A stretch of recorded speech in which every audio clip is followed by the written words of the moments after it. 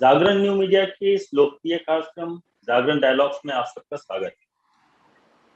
इस कार्यक्रम में हम विशेषज्ञों के साथ ऐसे विषयों पर चर्चा करते हैं जो आपके फायदे से जुड़ी होती है। इस कार्यक्रम में आज हम चर्चा करेंगे क्रेडिट स्कोर की, जो आपके क्रेडिट कार्ड या लोन लेने में महत्वपूर्ण भूमिका निभाता है।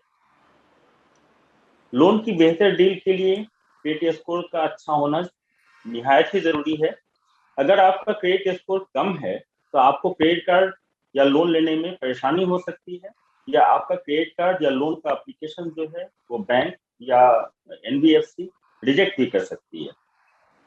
क्रेडिट स्कोर की इम्पोर्टेंस और सुधारने के तरीकों पर चर्चा करने के लिए आज हमारे साथ हैं fee only investment advisors LLP के फाउंडर हर्ष गुप्ता जी और SEBI registered investment advisor Steven Fernandes ji, और मैं हूं मनीष मिश्रा। नमस्कार, मेरा नाम है वरुण शर्मा और मैं हूं आपका को होस्ट। हर्ष जी और स्टीवन जी, आपका बहुत बहुत स्वागत है। काफ़ी इंपॉर्टेंट टॉपिक ऑफ डिस्कशन है जिसमें लोग अक्सर काफ़ी ज़्यादा परेशान रहते हैं, क्योंकि लोन्स की अगर बात करें तो in the current time loans की एक बहुत ही इंपॉर्टेंस है लोगों की लाइफ में। उनको कई बार जरूरत पड़ती है लोन्स की, हाउसिंग लोन हो, पर्सनल लोन हो या कोई भी और तरीके की अगर हम बात करें तो इसमें क्रेडिट स्कोर की बहुत इंपॉर्टेंस है टू इशू दैट लोन, जो बैंकिंग सिस्टम यूज करता है टू बेसिकली कैलकुलेट किसी की भी अगर हम बात करें कि whether that person is eligible for a loan और नो। सो हर्ष जी, मेरा पहला सवाल आपसे है इसके बारे में, क्रेडिट स्कोर क्या होता है और उसकी इंपॉर्टेंस क्या है, ये हमारे दर्शकों के साथ में आप शेयर करें। तो हमारे पुराने वेद पुराणों में कहा गया है कि मृत्यु के पश्चात जब हम ऊपर जाते हैं तो स्वर्ग में जाएंगे, नरक में जाएंगे, वो लेखा जोखा जो होता है यमदूत के पास होता है, उसका पूरा लेखा जोखा होता है, आपने कितने पाप किए, कितने पुण्य किए। और उसी तरीके से ये ध्यान रखिए कि पृथ्वी पर भी जब आप लोन्स या कोई भी तरीके का अगर आपने लोन लिया हो तो उसका लेखा जोखा एक रेगुलेटेड तरीके से जो चार ये क्रेडिट एजेंसीज हैं, जो क्रेडिट स्कोरिंग एजेंसीज हैं, क्रेडिट इंफॉर्मेशन एजेंसीज कहते हैं इनको, ये आपका लेखा जोखा रखते हैं। तो आप कहीं से भी बोरो करिए, कहीं से आपने होम लोन लिया, कार लोन लिया, पर्सनल लोन लिया, क्रेडिट कार्ड लिया, तो वो लेते ही इन चारों के पास उसका विवरण जाता है। आपने किस तरीके से उसको पेमेंट किया है इसका भी विवरण प्रति माह उसमें अपडेट होता है चारों के पास। और उससे होता ये है कि सारा लेखा जोखा एक जगह पे, कोई भी नया लेंडर, आप कोई भी नया लोन, नया क्रेडिट कार्ड के लिए अप्लाई करेंगे तो वो सबसे पहला काम जो ये होता है, और ये ऑल दिस इज ऑनलाइन, तो ये मतलब सारा कुछ अब इजीली अवेलेबल है। तो वो जो भी नया प्रोस्पेक्टिव लेंडर है या क्रेडिट कार्ड इशूअर है, वो जाकर जो भी चारों एजेंसीज में से जिसके भी साथ वो काम करता है या शायद मल्टीपल एजेंसीज के साथ काम करता है, आपका लेखा जोखा खींच के वो देखता है और फिर दैट इज वो एक बहुत बड़ा इनपुट है जिसकी बेसिस पे वो आपको डिसीजन देगा। तो आई थिंक ये ध्यान रखने की चीज है कि क्रेडिट इंफॉर्मेशन कंपनीज जो हैं ये आपके लोन रीपेमेंट का लेखा जोखा रखते हैं, कोई रख रहा है, इसलिए इस लेखा जोखा आपके फेवर में हो ये जरूरी है अगर फ्यूचर में आपको लोन लेना है तो। दुनिया भर में ये और कई चीजों के लिए काम आता है, इंडिया में फिलहाल सिर्फ लोन्स के लिए काम आ रहा है। जी स्टीवन जी, यहाँ पे एक और चीजें उठती, एक सवाल उठता है और दर्शक भी जानना चाहेंगे ये बात कि चार हमारे जो हैं वो क्रेडिट स्कोर जो जनरेट करते हैं, ऐसी चार कंपनीज हैं, TransUnion CIBIL, Equifax, Experian और हाईमार्क। इन चारों के पैरामीटर्स अलग अलग। आमतौर पर लोग सिविल की बात करते हैं कि भैया सिविल स्कोर घट गया या ज्यादा हो गया यहाँ पे, और चारों का अगर आप देखेंगे एक ही आदमी का, अगर जब चारों का जो क्रेडिट स्कोर है जो जनरेट करती हैं कंपनियां, वो चारों में भिन्नताएं होती हैं, कुछ फर्क होता है। ये फर्क क्यों होता है? दूसरी बात कि इसको मापने का, क्रेडिट स्कोर को मापने का क्या तरीका है? देखो, क्रेडिट स्कोर उसी को मिलेगा जिसने कभी कोई लोन लिया होगा। अभी जब आपको एक सहूलियत है कि आप एक फ्री रिपोर्ट डाउनलोड कर सकते हैं every year, once a year, एक साल में एक बार। तो अगर किसी ने कभी लोन कभी लिया ही नहीं है तो उसका क्रेडिट स्कोर 0 होगा, क्योंकि उसने कभी हिस्ट्री, इतिहास ही नहीं आया उसका क्रेडिट का। तो एक बात तो यह है कि क्रेडिट स्कोर उसी को रहेगा जिसने कभी लोन लिया होगा। ओके, तो वो एक है। दूसरा, क्रेडिट स्कोर को मापते कैसे हैं, वो आपने अगर विभिन्न तरह के लोन्स हैं, जैसे हर्ष जी ने बताया, होम लोन है, कार लोन है, क्रेडिट कार्ड है, तो आपका जो पेमेंट का जो तरीका होता है, अगर आपको 5 तारीख को ईएमआई भरनी है और आपने रेगुलरली आपने वो प्रॉपर्ली भरी हुई है, कभी बीच में आपका पेमेंट डिफ़ॉल्ट नहीं हुआ या ऐसा कुछ नहीं हुआ होगा, तो आपका क्रेडिट स्कोर अच्छा होगा। अभी अच्छा स्कोर 700 के ऊपर जो स्कोर है उसको अच्छा बोला जाता है। बट हर एक कंपनी जो क्या करती है कि जैसे आपने 4 कंपनियों के नाम बताए, वो लोग क्या करती हैं कि आपने क्रेडिट कार्ड हो या होम लोन हो या जो भी हो, तो उसका एक पेमेंट हिस्ट्री के हिसाब से आपको रैंकिंग मिलती है। दूसरा, आपका जो स्कोर है, आपके पास मिक्स किस तरह का लोन है, सिक्योर्ड लोन और अनसिक्योर्ड लोन, वो भी देखा जाता है। जैसे सिक्योर्ड लोन हम उसी को बोलते हैं जिसके साथ में आपने कुछ गिरवी रखा हुआ है। जैसे होम लोन, घर का लोन जब आप लेते हैं तो घर हम गिरवी रखते हैं बैंकों के पास, तो उसको एक सिक्योर्ड लोन, अच्छा लोन माना जाता है। अनसिक्योर्ड लोन वो है जिसके सामने आपने कुछ रखा नहीं है लेकिन आपको एक मिला है, जैसे पर्सनल लोन है, क्रेडिट कार्ड लोन है, या अनसिक्योर्ड लोन है। उस पर थोड़ा वेटेज, नेगेटिव वेटेज ज़्यादा गिर सकता है अगर आपने उसमें डिफ़ॉल्ट ज़्यादा किए होंगे। तो डिपेंडिंग अपॉन आपने किस तरह से पेमेंट की है, कितनी बार डिफ़ॉल्ट किया है, उसके बेसिस पे आपका क्रेडिट स्कोर चेंज हो सकता है, डिपेंडिंग ऑन दैट। जी जी। हर्ष जी, मेरा अगला सवाल आपसे है। ये क्रेडिट कार्ड से रिलेटेड है। जैसे सिबिल की या बाकी किसी रेटिंग एजेंसी की हम लोग बात करें, तो क्रेडिट कार्ड का यूजेज, स्पेशली अगर मैं with the young and the millennials की अगर मैं बात करूं, तो credit card is the first go to thing, जो वो as soon as they enter their teenage, उनको चाहिए कि हमें एक अब क्रेडिट कार्ड हमारे पास में हमारे नाम से होना चाहिए, ताकि एक बेधड़क जो शॉपिंग और बाकी चीजों का यूज हो सके वो किया जाए। बट अक्सर जो वो चीज भूल जाते हैं कि इन क्रेडिट कार्ड्स का टाइमली पेमेंट, तो कितना इंपॉर्टेंट है ये टाइमली पेमेंट उनके फ्यूचर के क्रेडिट हिस्ट्री को जनरेट करने के लिए? तो टाइमली पेमेंट करना इज द बेसिक इनपुट। अभी मनीष जी ने भी पूछा कि भाई स्कोर जनरेट कैसे होता है। ओके, तो सबसे बड़ा इनपुट उसमें कि आपने जो लिया है, जिसमें क्रेडिट कार्ड लिमिट एक चीज हो सकती है जो फिर जब आपने खर्चा कर दिया, अब वो ड्यू हो गया रिपेमेंट के लिए, तो आपने उस रिपेमेंट को समय पे किया है कि नहीं किया है। ओके, ये सबसे बड़ा इनपुट है। और भी कई इनपुट्स होते हैं बट ये सबसे बड़ा इनपुट है। तो समय पे पेमेंट करना ये जरूरी है। ये जरूरी नहीं है, कई लोगों को ये भी गलतफहमी होती है कि जैसे क्रेडिट कार्ड में अगर 100 रुपए की शॉपिंग आपने करी तो आपको अलाउड है कि आप 5 रुपया का पेमेंट करिए और बाकी की 95 रुपए की पेमेंट आप एवरी मंथ आप 5% उसका पेमेंट कर सकते हैं। जी एडवाइजेबल नहीं है, मैं ये नहीं कह रहा कि करिए। ओके, इनफैक्ट क्रेडिट कार्ड पे क्रेडिट का उपयोग करना, उससे ज्यादा फाइनेंशियल बेवकूफी का और कोई नमूना नहीं हो सकता। लेकिन अगर सिर्फ हम क्रेडिट स्कोर की बात करें तो क्रेडिट स्कोर पे इससे फर्क नहीं पड़ता कि आपने पेमेंट सिर्फ 5% किया है। एज लॉन्ग एज वो 5% पेमेंट आपने टाइम पे किया, जो फ्यूचर में पेमेंट कर रहे हैं वो टाइम पे किया, तो आपके क्रेडिट स्कोर पे कोई फर्क नहीं पड़ता। करना चाहिए कि नहीं करना चाहिए वो अलग बात है, क्योंकि ब्याज की रेट क्रेडिट कार्ड्स पे बहुत होती है, तो करना नहीं चाहिए। It does not make financial sense, but score पे फर्क नहीं पड़ता। आपने अच्छी बात कही है सर कि ईएमआई पर भी अगर जब आप कोई चीज खरीदते हैं तो उसके लिए आपको ब्याज देना पड़ता है, और इससे अगर जब आप उसकी ईएमआई के रिपेमेंट में कहीं मिस करते हैं, डेट मिस करता है, तो उससे आपका क्रेडिट स्कोर जो है वो प्रभावित होता है।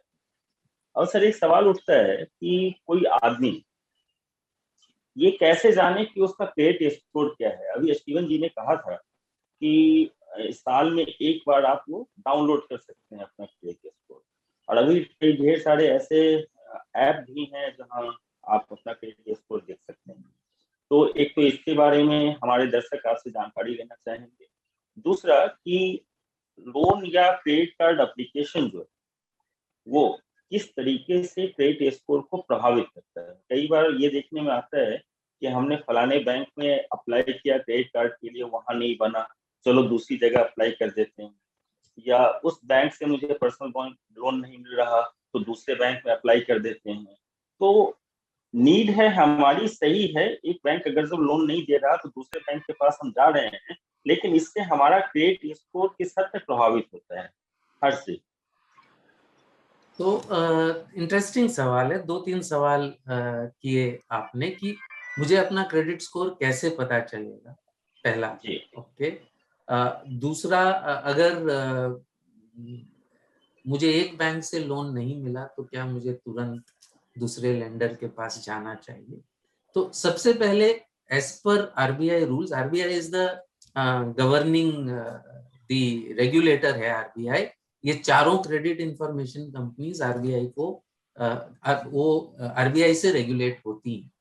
One of the regulations is कि हर क्रेडिट इंफॉर्मेशन कंपनी को, ये चारों को, साल की एक फ्री रिपोर्ट कंज्यूमर्स को देनी होती है। जो भी बोरोवर है उसको देनी होती है।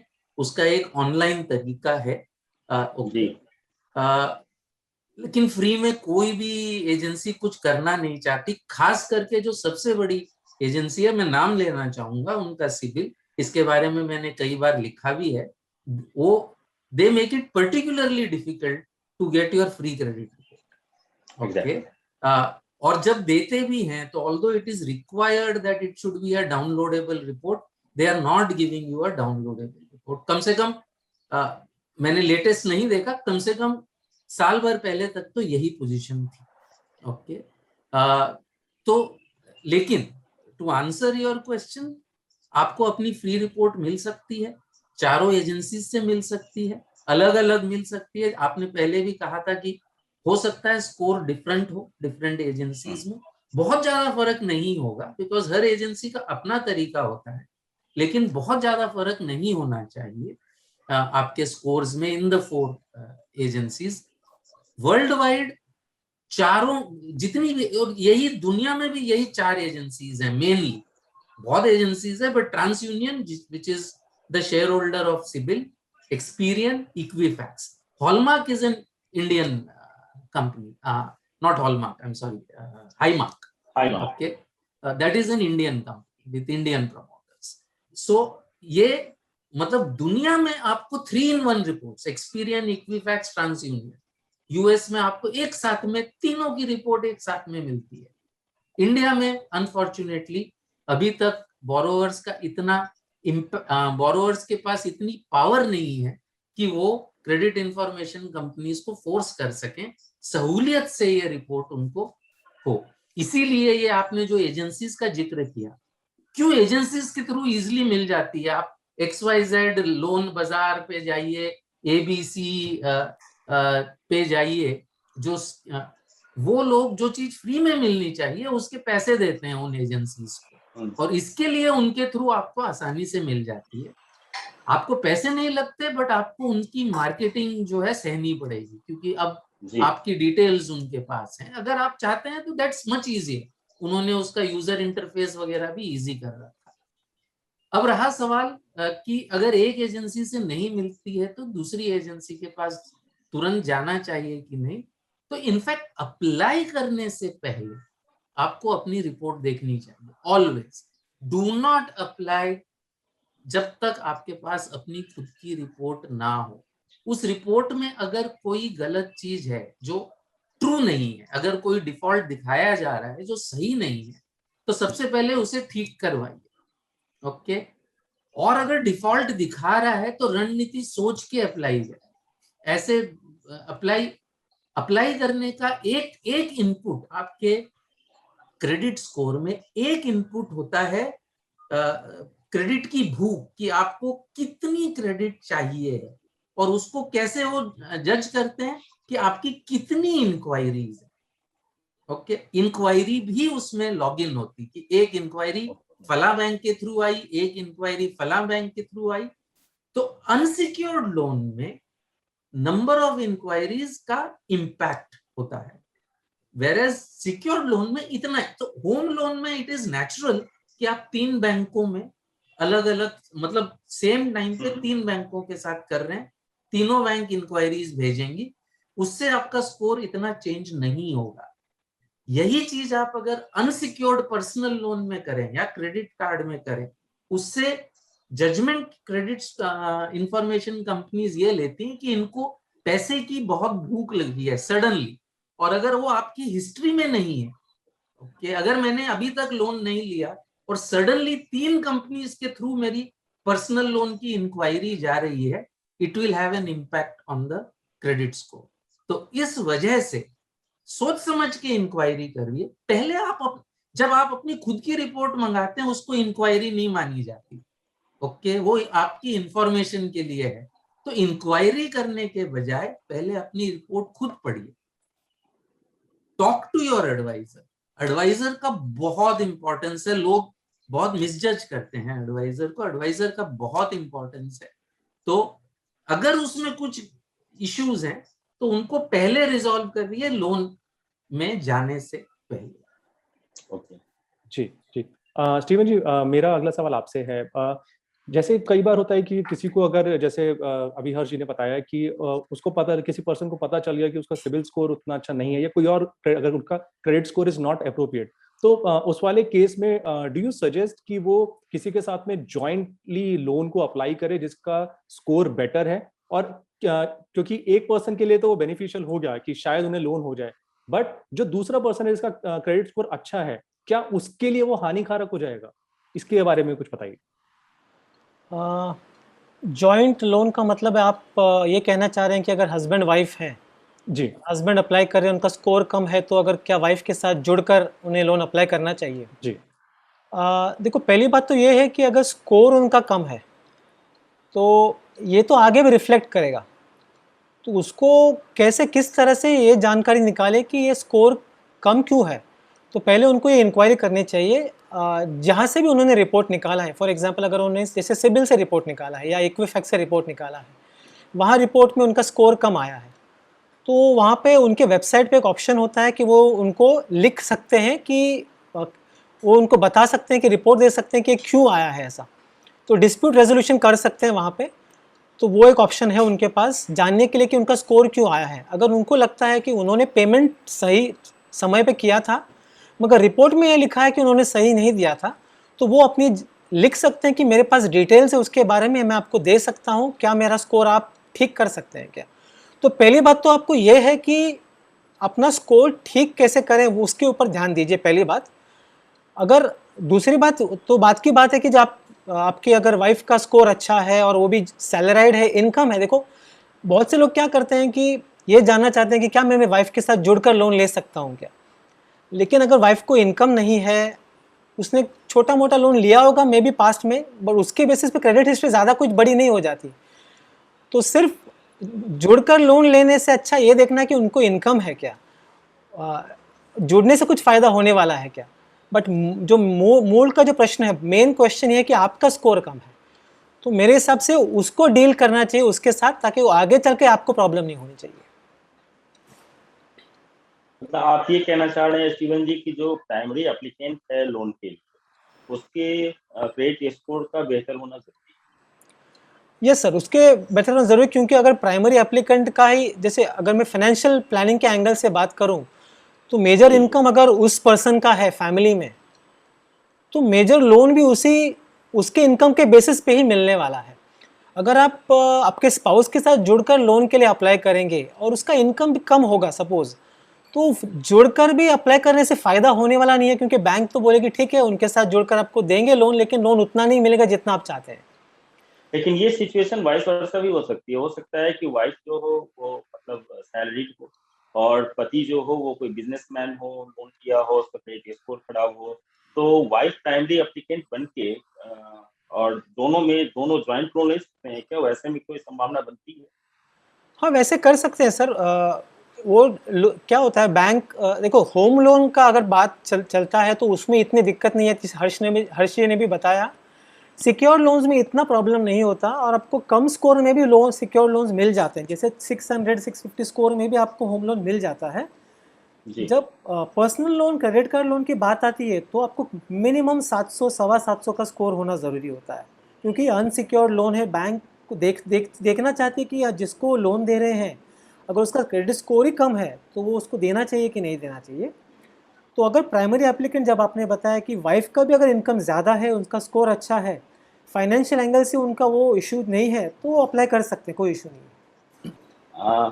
हर्ष जी, मतलब बात ही चल पड़ी है तो दर्शक जानना चाहते हैं कि अगर किसी का क्रेडिट स्कोर 0 है, बिल्कुल भी नहीं, उसने कभी लोन लिया ही नहीं, लेकिन अभी उसे जरूरत पड़ रही है कि लोन लेकर घर खरीदें, लोन लेकर कार खरीदें, तो लोन अगर क्रेडिट स्कोर उनका कुछ है ही नहीं, जनरेट ही नहीं हुआ है, तो ऐसे में उन्हें क्या करना चाहिए? क्या उनको लोन मिल पाएगा? अगर हाँ, तो उनको क्या उपाय करने चाहिए? तो ये आपने इम्पोर्टेंट चीज कहा कि शायद वो अभी तक हमने एड्रेस नहीं किया कि जो लेंडर होता है वो क्या क्या देखता है कोई भी लोन देने से पहले, होम लोन, कार लोन, कोई भी चीज देने से पहले। तो आई थिंक वो बोरोवर की तरफ से दो चीज देखता है कि मतलब बोरोवर की क्रेडिट क्या है, और दूसरी चीज होती है कि जो वो गिरवी रख रहा है, मकान है, कार है, शेयर्स है, सिक्योरिटीज है, उसमें से रिकवरी होने की क्या एबिलिटी है। तो कोई भी lender for most home loans सबसे पहले बोरोवर की तरफ देखता है, और बोरोवर के लिए दो चीजें देखता है, बोरोवर की क्षमता रीपेमेंट करने की और उसकी नीयत। ओके, तो ये क्रेडिट स्कोर जो है ये सेकंड पार्ट को एड्रेस करती है, बोरोवर की नीयत।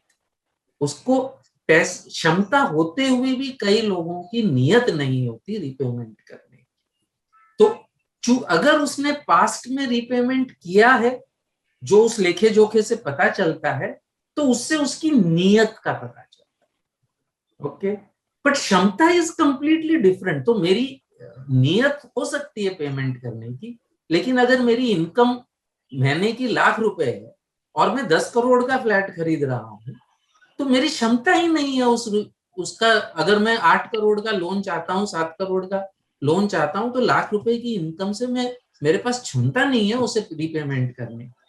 तो फ्रॉम अ लेंडर्स पर्सपेक्टिव, चाहे वो नया बोरोवर हो चाहे एग्जिस्टिंग बोरोवर हो, वो सिर्फ नियत नहीं देख सकता। क्रेडिट स्कोर से सिर्फ नियत का पता चलता है। क्षमता के लिए उसे डॉक्यूमेंट्स देखने होंगे, आपकी इनकम देखनी होगी। फिर आता है आपकी प्रॉपर्टी, जो भी गिरवी रख रहे हैं। इसीलिए जैसे जब आप मूवेबल चीजें रखते हैं, अगर आपको लोन अगेंस्ट शेयर्स लेना है तो अब शेयर मार्केट में तुरंत बिकता है। ओके, अगर आपके पास मान लीजिए हिंदुस्तान यूनिलीवर के शेयर्स हैं, ओके, आईटीसी के शेयर्स हैं, कोई भी बड़ी कंपनी के आपके पास शेयर्स हैं, तो उस शेयर्स अगर मेरे पास गिरवी पड़े हैं, तो आपकी क्षमता क्या है, आपकी नीयत क्या है, बहुत ज्यादा मुझे नहीं पता करना, क्योंकि जिस दिन आप डिफॉल्ट करेंगे मैं उसको वो मार्केट में तुरंत बिकता है और उसका तुरंत 48 घंटे में मेरे पास पैसे आ जाते हैं। तो जहां पे प्रॉपर्टी उस तरीके की होती है, वहां पे दोनों ही चीजें, क्षमता और नियत, वो कम देखी जाती है, प्रॉपर्टी पे वजन होता है। होम लोन में ये बात नहीं है, बिकॉज घर बेचना, खास करके ऐसा घर जिसमें बोरोवर रह रहा हो, हिंदुस्तान में कम से कम इतना इजी नहीं है। हमारे जो कोर्ट की प्रणाली है उसमें इतना इजी नहीं है, इसीलिए क्षमता और नियत बिकम्स इंपॉर्टेंट। अनसिक्योर्ड लोन्स में ऑब्वियसली क्षमता और नियत बहुत इंपॉर्टेंट। तो अगर नया है बोरोवर, जो आपने शुरू की थी, तो नियत नहीं मालूम पड़ रही है उसकी, लेकिन क्षमता तो मालूम पड़ती है। और आज की तारीख में to get so it is easier to get a home loan अगर क्षमता है। मैंने पहले कभी नहीं बोरो किया होगा, लेकिन मेरी सैलरी है, ओके, और आजकल केवाईसी एकदम पक्का होता है, मतलब आधार है, पैन कार्ड है, तो उसके बेसिस पे, क्षमता के बेसिस पे मुझे पैसे मिल सकते हैं। अनसिक्योर्ड लोन बड़ा नहीं मिलेगा बिना नियत दिखाए। छोटा मोटा पहला क्रेडिट कार्ड विद 20,000 रुपया 50,000 रुपया लिमिट, अगर मेरी क्षमता अच्छी है, ओके, तो वो मिल सकता है। मुझे नहीं मिलेगा क्रेडिट कार्ड विद 5 लाख रुपए का क्रेडिट लिमिट, अगर मैंने पास्ट में कभी बोरो नहीं किया है तो। जी जी जी, काफी अच्छे से हर्ष जी आपने इसको समराइज किया। स्टीवन जी, मेरा एक आखिरी सवाल आपसे before Manish ji wraps up this conversation. एक हमारे व्यूअर का एक सवाल आया है, स्पेशली पैंडेमिक को लेके। पिछले 1.5 साल में काफी लोगों ने अपने EMIs को रोका है, तो क्या इसका असर उनके क्रेडिट स्कोर पे पड़ता है, या कुछ ऐसे प्रावधान अभी इशू हुए थे जिसकी वजह से वो अपनी इन EMIs को बाद में पे कर सकते हैं? सर, बीच में गवर्नमेंट की जो ये आई थी, RBI ने भी बताया था बीच में कि मोरेटोरियम ये दिया गया था उनको कुछ समय के लिए। तो आई थिंक उस समय का जो मोरेटोरियम पीरियड है उसमें अगर उन्होंने नहीं पे किया है तो उसका प्रभाव क्रेडिट स्कोर पे नहीं पड़ना चाहिए, वो क्लियरली बताया गया था। तो उस पीरियड में अगर उन्होंने पे नहीं किया है तो उसका प्रभाव उनके क्रेडिट स्कोर पर नहीं पड़ेगा। ओके, बट इन केस अगर लोन मॉनिटोरियम के अलावा अगर वो किसी वजह से नहीं पे कर पाए तो, और बाद में वो पे करना चाहते हैं, तो उनके पास क्या मौका होता है अपील करने का जिससे उनका क्रेडिट स्कोर बेटर हो पाए? हाँ, तो उसमें एक ऑप्शन ये होता है कि देखो, आप बात करके पे कर सकते हैं। तो पे करने से स्कोर में आपका बदलाव आ सकता है। अगर समझो आपका मॉनिटरिंग पीरियड के बाद भी आपने पे नहीं किया तो आपके स्कोर में गिरावट आ सकती है। लेकिन आप अगर बैंक से बात करके, आपके पास पैसा है, देना है आपको, तो आप बैंक से बात कर सकते हैं और बात करके वो पेमेंट कर देंगे। देने के बाद कुछ समय बाद आप अपना क्रेडिट स्कोर का रिपोर्ट डाउनलोड करके देख लीजिए कि उसके बाद आपका रिपोर्ट में इफेक्ट गिरा है कि नहीं। अगर गिरा है तो फिर आप बैंक के साथ वार्तालाप करके उनके साथ वो टेकअप कर सकते हैं और स्कोर को जो उन्होंने स्कोर आपका कम किया है उस स्कोर को आप प्रॉपर कर सकते हैं। क्योंकि आपके पास वो, देखो, जब भी आप बैंक से बात करते हैं उसका रिकॉर्ड कभी भी मेंटेन कीजिए। ओरल बात मत कीजिए फ़ोन के ऊपर और व्हाटएवर, आप रिटर्न में दीजिए, बैंक को एक्नॉलेजमेंट लीजिए, ताकि जब भी आपकी बात चले कि ये स्कोर को ठीक करने की, आप अपना प्रूफ दिखा सकते हैं कि मैंने आपसे वार्तालाप की थी, आपसे बात की थी इसके बारे में, और अब उसके बेसिस पे आप कर सकते हैं। स्कोर को बैंक को करना ही पड़ेगा उसके बेसिस पर। जी, हमारे आज की जो चर्चा हुई क्रेडिट स्कोर को लेके, इसमें हमने काफ़ी महत्वपूर्ण चीज़ें डिस्कस की। एक, अगर क्रेडिट स्कोर खराब है तो उसको इम्प्रूव कैसे किया जा सकता है, क्रेडिट स्कोर नहीं है तो फिर लोन कैसे मिल सकता है। बार बार किसी लोन के लिए, चाहे वो जो अनसिक्योर्ड लोन, जैसा हर्ष जी और स्टीवन जी ने बताया कि जो अनसिक्योर्ड लोन्स है उसके लिए बार बार अगर जब आप अप्लाई करते हैं, या क्रेडिट कार्ड के लिए अगर आप बार बार अप्लाई करते हैं, तो इससे कहीं ना कहीं आपका क्रेडिट स्कोर जो है वो प्रभावित होता है, डाउन होता है, जिसका इम्पैक्ट फ्यूचर में आपके लोन लेने की कैपेबिलिटी पर पड़ सकता है। तो अगर आप लोन लेना चाहते हैं, क्रेडिट कार्ड लेना चाहते हैं, अच्छा क्रेडिट स्कोर मेंटेन करना चाहते हैं, तो हमारे एक्सपर्ट्स ने जो आपको उपाय बताए हैं, जो तरीके बताए हैं, उनका पालन कीजिए। हम अपने दोनों एक्सपर्ट्स का बहुत बहुत धन्यवाद देते हैं। और जागरण डायलॉग्स का ये कार्यक्रम आप जागरण.com के यूट्यूब चैनल पर भी देख सकते हैं। साथ ही इसके आर्टिकल्स आप जागरण.com पर भी पढ़ सकते हैं। आप लोगों का बहुत बहुत धन्यवाद। Thank you. Thank you.